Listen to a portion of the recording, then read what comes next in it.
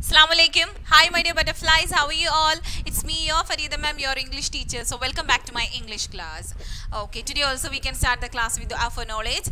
Rabbi yassir wa la tu'assir wa tammim bil khair wa bika nasta'inu ya fattahu rabbi zidni ilma. Rabbi zidni ilma. Rabbi zidni ilma. Okay. Alhamdulillah, we have finished a poem in the previous video and I hope you understood the poem also very well. And now we can go for the balance portion of the same lesson, and that is vocabulary junction. And here we go. So all of you please take your textbook. Take page number 95. Okay. So in vocabulary junction, let me read some lines from the poem. Poetinnu korchu lines aanu avada koduttirikkunnathu. Appo adonu vaayichu nokkam. Endunnanu avaru parayunnathu nokkam.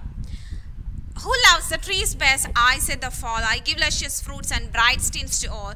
The word fall here means the autumn season. Fall can also mean the action of falling down. Both words have the same spelling and sound but different meanings.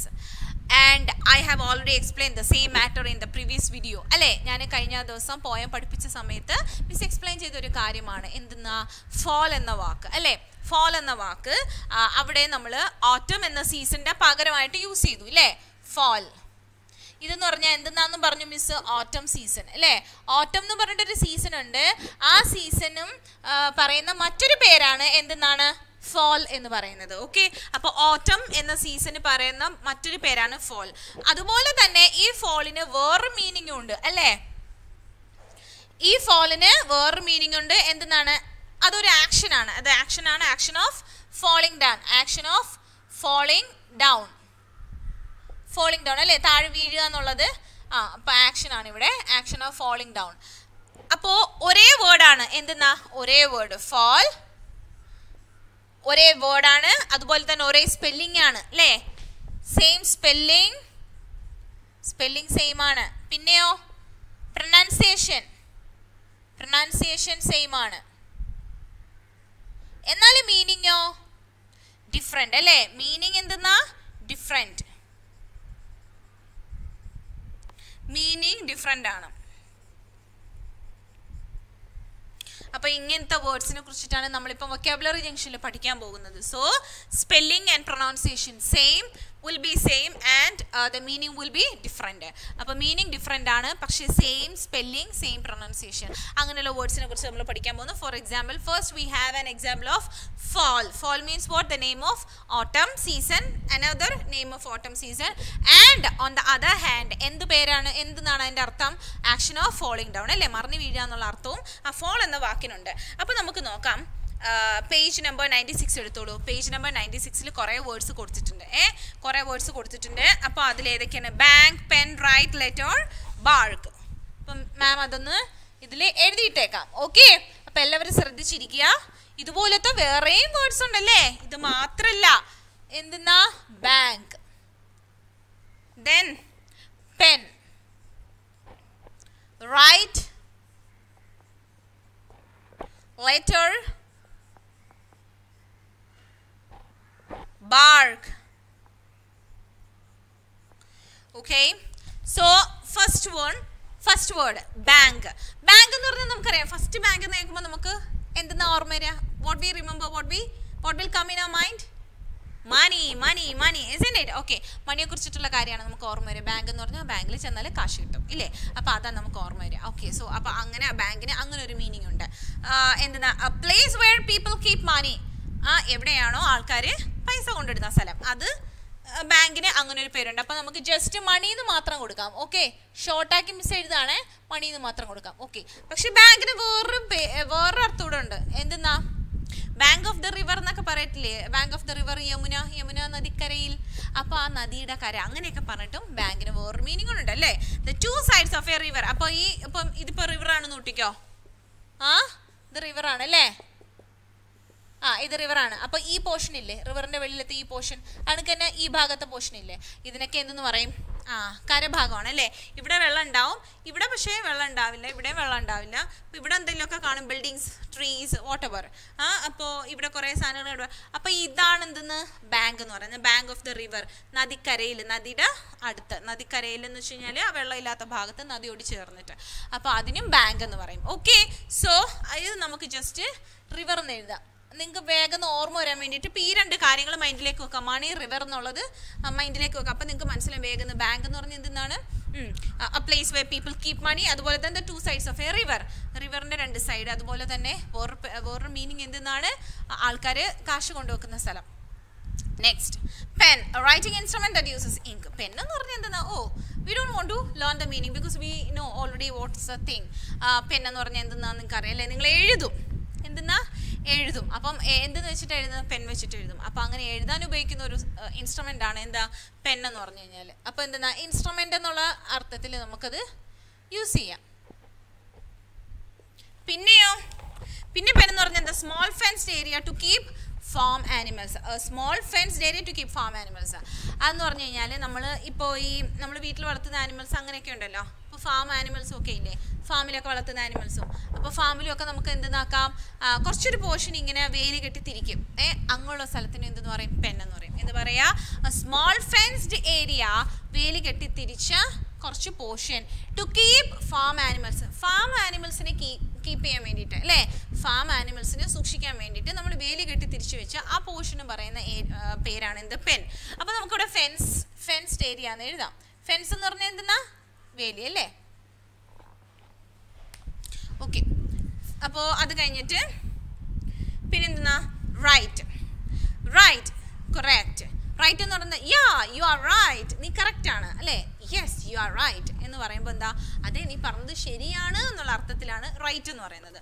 അപ്പോൾ എന്താ ഇവിടെ right എന്ന് പറഞ്ഞു കഴിഞ്ഞാൽ correct എന്നാണ് അർത്ഥം. പിന്നെന്താ പറയും? അപ്പോൾ നിങ്ങളൊന്ന് ചോദിക്കുക, LBM സ്കൂളിലേക്ക് പോകണ വഴി ഏതാ? ഇവിടെ വന്നിട്ട് എങ്ങോട്ടാണ് തിരിയേണ്ടത്? റൈറ്റ് പോകണോ ലെഫ്റ്റ് പോകണോ എന്ന് ചോദിക്കുക. അപ്പോൾ പറയാം റൈറ്റിലേക്ക് തിരിഞ്ഞോളൂ എന്ന് പറയും അല്ലേ. അപ്പോൾ അത് ഡയറക്ഷനെ പോയിന്റ് ഔട്ട് ചെയ്യുന്നുണ്ട്. Okay, one meaning what? Correct. Another meaning direction. എങ്ങോട്ട് പോകണം, ഇങ്ങനെ അങ്ങോട്ട് പോകും ഇങ്ങോട്ട് പോകും എന്ന് പറഞ്ഞിട്ട് അങ്ങനെ ഡയറക്റ്റ് ചെയ്യുന്ന, റൈറ്റിലേക്ക് തിരിഞ്ഞു പോകുക, വലതു ഭാഗത്തേക്ക് തിരിഞ്ഞു പോകുക എന്ന് പറയുന്നതിനും നമ്മൾ ഈ റൈറ്റ് എന്ന വാക്ക് യൂസ് ചെയ്യും. So direction, it means direction. Then what? അടുത്ത വേർഡ് നമുക്കുള്ളത് ലെറ്റർ ആണ് അല്ലേ. ലെറ്റർ എന്തെന്നാ? Written simple of an alphabet. Example, A is the first letter of the English alphabet. അപ്പോൾ ലെറ്റർ എന്ന് പറഞ്ഞു കഴിഞ്ഞാൽ എന്താ? ലെറ്റേഴ്സ്, അക്ഷരം അല്ലേ. അപ്പോൾ അക്ഷരമാണ് ലെറ്റർ എന്ന് പറഞ്ഞു കഴിഞ്ഞാൽ. അപ്പോൾ അത് ഏത് ഭാഗം? ഇംഗ്ലീഷ് ലെറ്റർ എന്ന് പറഞ്ഞാൽ ഇംഗ്ലീഷിലുള്ള ഒരു അക്ഷരം, മലയാളം ലെറ്റർ എന്ന് പറഞ്ഞാൽ മലയാളത്തിലുള്ള അക്ഷരം. സോ ലെറ്റർ എന്ന് പറയുമ്പോൾ നമുക്ക് ആൽഫബറ്റ് എന്ന് തന്നെ കൊടുക്കാം. പിന്നൊരു ലെറ്റർ എന്തെന്നാ? അത് നിങ്ങൾക്ക് അറിയാമല്ലേ. അപ്പോൾ നിങ്ങൾ എന്തെന്നാ മിസ് ഇതൊക്കെ ഞങ്ങൾക്ക് അറിയാമല്ലോ. നിങ്ങൾ എന്താ ചെറിയ കുട്ടികളാ? നിങ്ങൾ കുറച്ച് പേർക്കൊക്കെ ചിലതൊന്നും അറിയത്തില്ലായിരിക്കുമല്ലോ. അപ്പോൾ അടുത്ത ലെറ്റർ എന്ന് പറഞ്ഞാൽ written or printed message to someone. നമ്മൾ കത്ത് എഴുതുക എന്ന് പറയില്ലേ, കത്തിനാ പറയുന്ന ലെറ്റർ എന്നല്ലേ. നമ്മൾ നമ്മുടെ ഫ്രണ്ട്സിന് ലെറ്റർ എഴുതും, നമ്മുടെ റിലേറ്റീവ്സിന് ലെറ്റർ എഴുതും. ഇപ്പോൾ നിങ്ങൾ ചോദിക്കുക, ഞങ്ങൾ ആർക്കും ലെറ്റർ ഒന്നും എഴുതാറില്ല. ശരിയാണ്, ഇപ്പോഴത്തെ കാലത്തൊന്നും ആരും അങ്ങനെ ലെറ്റർ എഴുതാറില്ല. ലെറ്റർ ഫുള്ള് വാട്സാപ്പ് വഴിയാണ് പോകുന്നത് അല്ലേ. ടെക്സ്റ്റ് മെസ്സേജ് ആയിട്ടും അങ്ങനെ ഇങ്ങനെയൊക്കെ പോകുന്നുണ്ട്. പിന്നെ ഫോൺ കോൾസ് ധാരാളമുണ്ട്. അതുകൊണ്ട് തന്നെ ഇപ്പോൾ അധികം ആരും ലെറ്റർ എഴുതാറില്ല. പക്ഷേ മിസ്സിൻ്റെ ചൈൽഡ്ഹുഡിലൊക്കെ എന്താണ്? We use to write letters to our friend, to our relatives, to our parents. അപ്പോൾ പേരൻസ് ഒക്കെ അബ്രോഡ് ആണെന്നുണ്ടെങ്കിലൊക്കെ നമ്മൾ പേരൻസിനും അതുപോലെ നമ്മുടെ അങ്കിൾസ് അല്ലേ, അവർക്കൊക്കെ നമ്മൾ എന്ത് എഴുതുമായിരുന്നു? ലെറ്റർ എഴുതുമായിരുന്നു. അതുപോലെ തന്നെ എന്തെന്നാ? ഫ്രണ്ട്സൊക്കെ ഉണ്ടെങ്കിൽ അവരൊക്കെ ദൂരം നമുക്ക് എപ്പോഴും കാണാൻ പറ്റില്ല. അതുപോലെ സമ്മർ വെക്കേഷൻ്റെ സമയത്തൊക്കെ മിസ് ഫ്രണ്ട്സിന് ലെറ്ററൊക്കെ എഴുതി ഇങ്ങനെ അയക്കുമായിരുന്നു. മിസ്സിന് ഫ്രണ്ട്സ് ലെറ്റർ മറുപടി അയക്കുമായിരുന്നു. അപ്പം ഭയങ്കര എക്സൈറ്റ്മെൻ്റ് ആയിരിക്കും ലെറ്റേഴ്സൊക്കെ വരുമ്പോഴത്തേക്കും നമ്മൾ കാത്തിരുന്ന് അത് പൊട്ടിച്ച് നോക്കി എന്തെന്നാ എഴുതിയിരിക്കുന്നത്. പിന്നെ ഉടനെ നമ്മൾ അതിന് മറുപടി എന്തെന്നാ അയച്ചു കൊടുക്കും അല്ലേ. മറുപടി നമ്മൾ വീണ്ടും എഴുതി അയച്ചു കൊടുക്കും. അങ്ങനെ പിന്നെ എന്തെന്നാ? അതൊരു രസമാണ്, നല്ല ഭംഗിയുള്ളൊരു കാലമാണ് അതൊക്കെ. പക്ഷേ ഇപ്പോൾ അതൊന്നും ഇല്ല അല്ലേ. ഇപ്പോൾ നമ്മൾ ലെറ്റേഴ്സൊന്നും അധികം എഴുതുന്നില്ല. എങ്കിലും ലെറ്റേഴ്സ് എഴുതുന്നവരുണ്ട്. നമുക്കിപ്പം ഒഫീഷ്യലായിട്ടുള്ള ലെറ്റേഴ്സൊക്കെ വരും. ഇപ്പോൾ ബാങ്കിൽ നിന്ന് അങ്ങനെ ഓരോ ലെറ്റർ വരും, പിന്നെ കോർട്ടിൽ നിന്ന് ലെറ്റേഴ്സ് വരും. അങ്ങനെയൊക്കെ നമുക്ക് പലയിടത്തുനിന്നും അങ്ങനത്തെ ലെറ്റേഴ്സ് വരും ഇല്ലേ. ഗവൺമെൻറ് ഓർഗനൈസേഷൻ ഗവൺമെൻറ്റിൻ്റെ സ്ഥാപനങ്ങളിൽ നിന്നൊക്കെ നമുക്ക് എന്തെങ്കിലുമൊക്കെ അറിയിക്കണമെന്നുണ്ടെങ്കിൽ അവർ നമ്മൾക്ക് എന്ത് ചെയ്യും? ഒരു ലെറ്റർ എഴുതിയായിരിക്കും അറിയിക്കുക അല്ലേ. അങ്ങനെയൊക്കെ ഓരോ ലെറ്ററൊക്കെ നമ്മുടെ വീട്ടിൽ വരാറുണ്ട്. അപ്പോൾ അത്യാവശ്യം പോസ്റ്റ്മാൻമാർ അതും കൊണ്ട് വരുന്നതൊക്കെ നിങ്ങൾ കണ്ടിട്ടുണ്ടാവും. അപ്പോൾ ലെറ്റർ എന്ന് പറഞ്ഞു കഴിഞ്ഞാൽ ഒന്ന് അക്ഷരം എന്ന് അർത്ഥമുണ്ട്, പിന്നെന്താ? കത്തെഴുതുക എന്നുള്ളത് അർത്ഥമുണ്ട്. ഓക്കെ, അപ്പോൾ നമ്മളിവിടെ എന്തെന്ന്? ആൽഫബറ്റ് എന്ന് എഴുതാം. പിന്നെയോ എന്ത് റിട്ടൺ ഓർ പ്രിന്റഡ് മെസ്സേജ് അല്ലേ? ആ മെസ്സേജ് എന്ന് കൊടുക്കാം നമുക്ക് തൽക്കാലം. അടുത്തത് എന്തെന്നാ? ബാർക്ക്. ബാർക്ക് എന്ന് പറയുമ്പോൾ എന്തെന്നാ ബാർക്ക് സൗണ്ട്? ആ ഡോഗിന്റെ സൗണ്ട് അല്ലേ? Okay, the cry of a dog അല്ലേ? ഡോഗ് കരയുന്നതിനെ നമ്മൾ ബാർക്ക് എന്ന് പറയുന്ന, ഡോഗ് കരയുന്നതിനെ നമ്മൾ ബാർക്ക് എന്ന് പറയും. ഓക്കെ, അപ്പോ the cry of a dog ഉണ്ട്. ക്രൈ ഓഫ് എ ഡോഗ്, ഡോഗിന്റെ ക്രൈക്ക് നമ്മൾ ബാർക്ക് എന്ന് പറയും. പിന്നെയോ ട്രീസിനെ കുറിച്ച് പഠിച്ചിട്ടുണ്ട് നിങ്ങൾ. പാർട്സ് ഓഫ് എ ട്രീ അങ്ങനെയൊക്കെ പഠിച്ചിട്ടുണ്ടോ? അതിൽ ആ ട്രീസിന്റെ പുറത്തുള്ള ഭാഗം ഉണ്ടല്ലോ, ഭയങ്കര കറുത്തിരിക്കുന്ന, ഭയങ്കര കട്ടിയായിട്ട് ഇരിക്കത്തില്ലേ? ചില സമയത്ത് അതിന്റെ തൊലി ഇങ്ങനെ അല്ലെങ്കിൽ അതിന്റെ ആ തൊലിക്ക് ആ സ്കിന്നിന് പറയുന്ന പേരാണ് ബാർക്ക് എന്ന്. Okay, so the outer covering of a tree. അപ്പൊ ബാർക്ക് എന്ന് പറഞ്ഞാൽ എന്തെന്നാ? Outer covering of a tree. Okay, outer covering of a ട്രീക്കും എന്തെന്ന് പറയും? ബാർക്ക് എന്ന് പറയും. അപ്പൊ ഇതെന്താ? ട്രീ എന്ന് നമുക്ക് കൊടുക്കാം.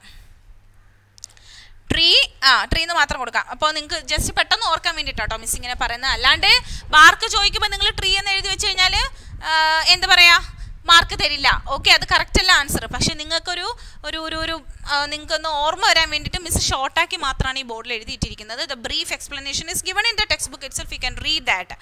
അപ്പോൾ നല്ല എക്സ്പ്ലനേഷൻ ടെക്സ്റ്റ് ബുക്കിൽ കൊടുത്തിട്ടുണ്ട്. അപ്പോൾ നിങ്ങൾക്കത് വായിക്കാൻ പറ്റും.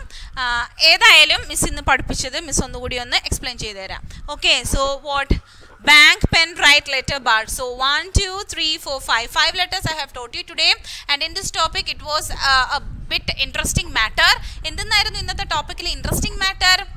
എന്തെന്നാ? Same pronunciation and same spelling അല്ലേ? സെയിം സ്പെല്ലിംഗ് ആണ്, സെയിം പ്രൊനൗൺസിയേഷൻ ആണ്, but having different meaning.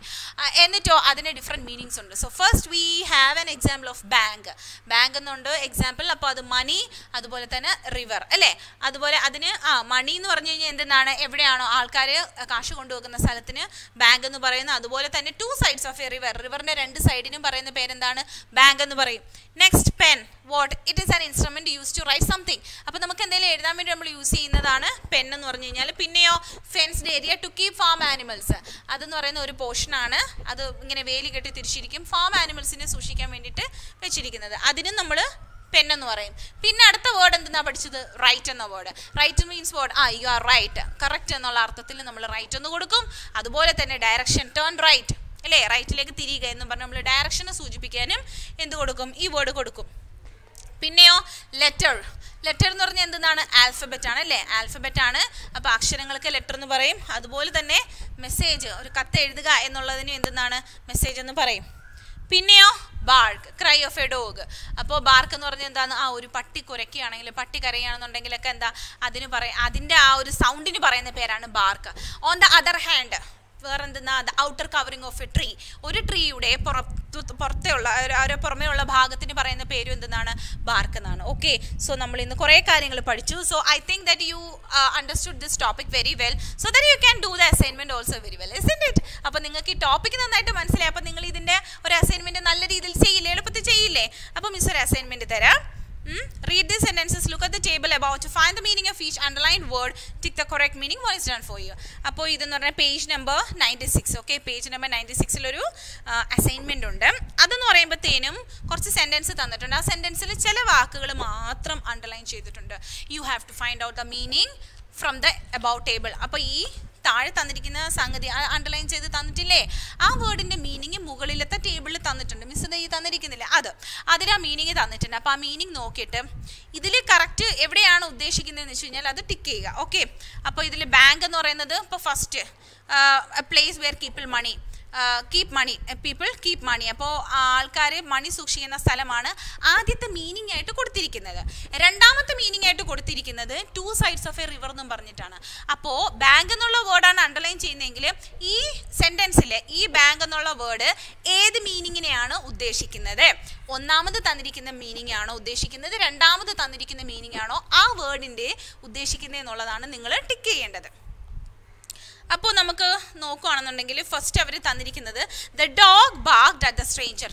Dog stranger നോക്കി കുരച്ചു എന്നാ. അപ്പോൾ ബാർക്ക്ഡ് എന്നുള്ള ഇത് നിങ്ങൾ ബാർക്ക്ഡ് എന്ന് വായിക്കില്ലേ? It's wrong, barked. ഓക്കെ, അപ്പോൾ അവർ ആ ബാർക്ക്ഡ് എന്നുള്ള വേർഡ് അണ്ടർലൈൻ ചെയ്തിട്ടുണ്ട്. ബാർക്ക്ഡ് എന്ന് വെച്ച് കഴിഞ്ഞാൽ എന്താണ്? It's a cry of a dog ആണെന്നറിയാം. അതുപോലെ തന്നെ outer covering of a tree ആണ്. പക്ഷെ ഇവിടെ മാം ആണെങ്കിൽ ആണെങ്കിൽ ക്രൈ ഓഫ് എ ഡോഗ് എന്നുള്ളതാണ് ആദ്യം എഴുതിയിരിക്കുന്നത്. നിങ്ങൾ അത് നോക്കണ്ട. ടെക്സ്റ്റ് ബുക്കിൽ ആദ്യം തന്നിരിക്കുന്നത് outer covering of a tree എന്നും രണ്ടാമത് തന്നിരിക്കുന്ന മീനിങ് ആണ് ക്രൈ ഓഫ് എ ഡോഗ് എന്നും. അപ്പോൾ അതുകൊണ്ട് തന്നെ അവർ 1 ഉം 2 എന്നും കൊടുത്തപ്പോൾ ഓപ്ഷൻസിനകത്ത് 2 എന്നുള്ള ഓപ്ഷനകത്താണ് അവർ ടിക്ക് ചെയ്തിരിക്കുന്നത്. അതായത് രണ്ടാമത്തെ മീനിങ് ആണ് ഈ സെന്റൻസിൽ സ്യൂട്ട് ആകുന്നത് അല്ലേ. ക്രൈ ഓഫ് എ ഡോഗ് എന്ന് അവിടെ രണ്ടാമതാണ് കൊടുത്തിരിക്കുന്നത് ആ ടേബിളിൽ. അതിനെ ബേസ് ചെയ്തുകൊണ്ട് വേണം ഈ താഴത്തെ ക്വസ്റ്റ്യൻസ് എല്ലാം ചെയ്യാനായിട്ട്. അപ്പോൾ നിങ്ങൾക്ക് മനസ്സിലായെന്ന് തന്നെ വിചാരിക്കുന്നു. So the balance question also very easy. I hope you can do that easily in the textbook itself. So do that and send me in WhatsApp. Then what page number 97 we have one more exercise and that is complete the sentence pairs with a single word from the box. അപ്പോൾ നമുക്ക് sentence അവിടെ കുറച്ച് bracket തന്നിട്ടുണ്ട്, അതുപോലെ തന്നെ കുറച്ച് സെൻറ്റൻസും തന്നിട്ടുണ്ട്. അതിൽ കറക്റ്റ് വേർഡ് എടുത്ത് യൂസ് ചെയ്യുക. The teacher always uses A red dash, the pig dash is in the corner of the farm. അതായത് ഈ ഒരു ക്വസ്റ്റിന് തന്നെ രണ്ട് സെൻറ്റൻസ് ഉണ്ട് അല്ലേ. ആദ്യത്തെ സെൻറ്റൻസിൽ രണ്ടാമത്തെ സെൻറ്റൻസിലും same word, you have to use the same word. അത് നമുക്കറിയാമല്ലോ, സെയിം വേർഡാണ് പക്ഷേ ഡിഫറെൻറ്റ് മീനിങ്സ് വരുന്നുണ്ട്. അപ്പോൾ ഡിഫറെൻറ്റ് മീനിങ് വരുന്ന തരത്തിലുള്ള 2 സെൻറ്റൻസ് തന്നിട്ടുണ്ട്.